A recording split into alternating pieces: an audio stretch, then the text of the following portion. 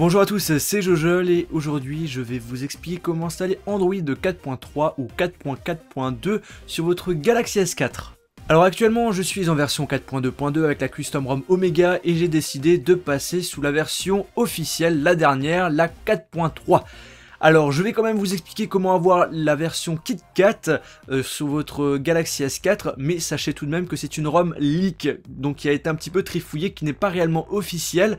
Il peut avoir des bugs, donc moi ce que je vous conseille c'est de passer au 4.3, puis d'attendre une mise à jour OTA pour mettre la version KitKat qui sera disponible d'ici quelques semaines. Ce tuto va supprimer tout ce que vous avez sur votre appareil, donc si vous souhaitez conserver certaines données, n'hésitez pas à les sauvegarder.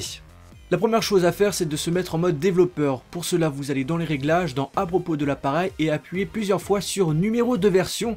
Un nouveau menu va s'afficher, option de développement, et là vous allez cocher débogage USB. C'est très important. Quand cela est fait, on va se retrouver directement sur notre ordinateur Windows, ça ne marche pas sur Mac. Les drivers du smartphone doivent être installés sur l'ordinateur. Vous devez télécharger Odin, vous le prononcez comme vous souhaitez, en version 3.0.9. Vous devez télécharger sinon la ROM 4.3 si vous souhaitez installer la 4.3 ou télécharger la ROM 4.4 si vous voulez installer KitKat sur le S4. Vous retrouverez tous les liens de téléchargement dans la description de la vidéo. Vous allez ensuite ouvrir Odin en mode administrateur et là, vérifiez bien qu'Auto Reboot ainsi que F-Reset Time soit bien coché. Par la suite, vous allez appuyer sur AP et là, vous allez rechercher le .tar.md5 du système ROM que vous souhaitez installer sur votre appareil, soit le 4.3 Jelly Bean, soit le 4.4.2. Alors moi, j'ai pris le 4.3, je le cherche et je vais appuyer sur ouvrir. En attendant que Odin reconnaisse la ROM, on va reprendre notre smartphone et le mettre en mode download. On va prendre le téléphone, on va tout d'abord l'éteindre et on va le rallumer en appuyant sur le bouton volume bas, le bouton home ainsi que le bouton power. Un menu va s'afficher, on va nous demander si on souhaite continuer le mode download, on va accepter en appuyant sur le volume du haut. On va par la suite connecter le téléphone à l'ordinateur à l'aide du câble USB. La case IDCOM va se colorer, il va donc reconnaître notre téléphone. Odin a bien reconnu notre ROM, on est prêt pour faire cette installation, on va appuyer sur Start. Maintenant on ne touche à rien, c'est très important parce que si vous enlevez le câble, vous risquez d'abîmer votre appareil, même le rendre inutilisable.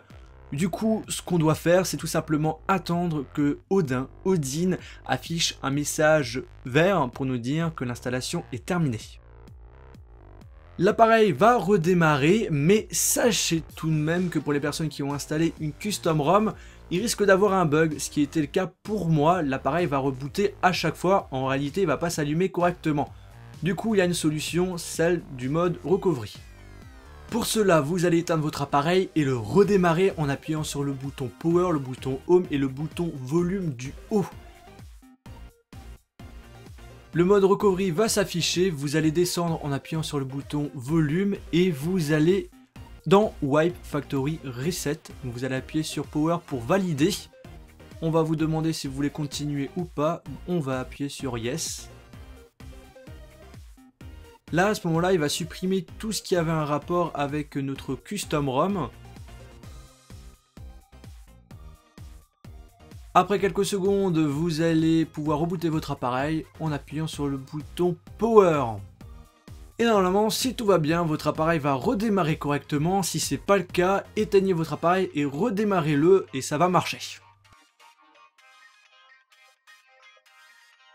Votre appareil va s'allumer, vous allez devoir le configurer, mettre votre nom, prénom, votre compte Gmail, etc., etc. Bon bref, vous avez installé soit la version 4.3, soit la version 4.4.2 sur votre Galaxy S4.